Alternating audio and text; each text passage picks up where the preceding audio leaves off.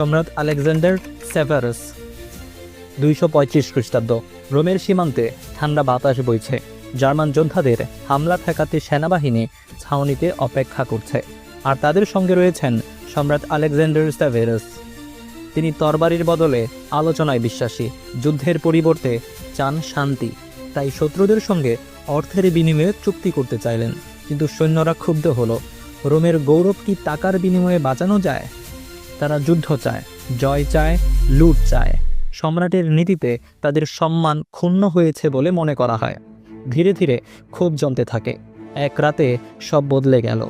ছাউনির অন্ধকারে কিছু সৈন্য প্রতিজ্ঞা করল, হাস্যকর শান্তির এই সম্রাটের মৃত্যু হলে তবেই বাঁচবে রোম। বিদ্রোহ শুরু হলো।